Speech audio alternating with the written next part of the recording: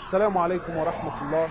My brothers and sisters, something that's really been eating up at me is the amount of lying and cheating and dishonesty that has become abundant in our community. How many of us, my brothers and sisters, we're lying to the welfare system, we're lying to Centrelink, we're lying in this, family daycare stuff.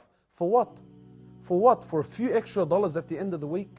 Sisters are walking into Centrelink with her hijab, kids in the pram, kid on her hand, and she's pregnant, and she's filling out paperwork, signing it, claiming that she's in a de facto relationship. What happened to the quality of a believer? A believer is supposed to be honest. A believer is supposed to be truthful in all of his dealings, in all of his transactions. Indonesia, a whole nation, it embraced Islam. How? Because they seen how the Muslims used to deal in their business, and they knew this was something special. These people are too honest. This was something special, and they embraced Islam. A whole nation. And yet look at the way we deal.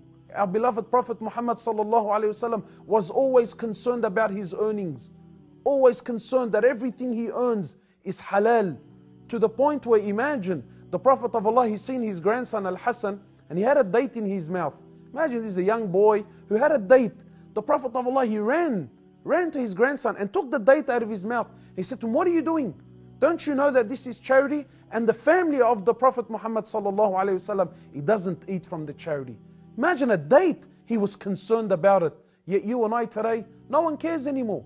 The Sahaba, imagine our mothers, they used to say to our fathers what?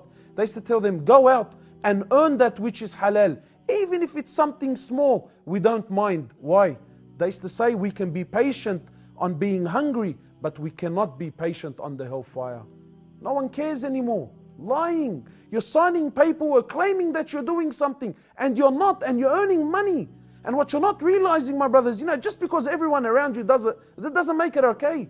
This money that you're earning, wallahi, even if it's $1, this dollar is haram. It's haram, and everything that you do with this $1 is haram. So you could be eating halal, food that's slaughtered Islamically, and you said Bismillah, but you bought this food with that dollar that is haram. Then this food has become haram. Your drink has become haram. You're living in a house and you're paying your rent, and you're paying it with money that you've earned from Centrelink through lying about your condition and your status.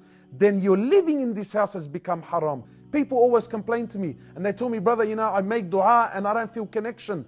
I pray and I'm not feeling anything. Why? Because of this. Because of this. This is playing a massive role. The Prophet of Allah used to always warn his companions, be sure that everything you eat and everything you earn is halal. Why? Because it has a direct effect with our connection with Allah subhanahu wa ta'ala. And finally, for those people who want to claim to me that, oh brother, look, we're living in a non-Muslim country and we're in a state of war, so therefore we're allowed to cheat and lie. Where do you get this from? And then when we look at our beloved Prophet Muhammad sallallahu alaihi wasallam, look at the way he was. When he was in a real state of war, when the people of Mecca were after him and they had a bounty on his head and they were going after him to kill him and have his head, and the Prophet of Allah, he left Mecca to go to Medina, what did he do?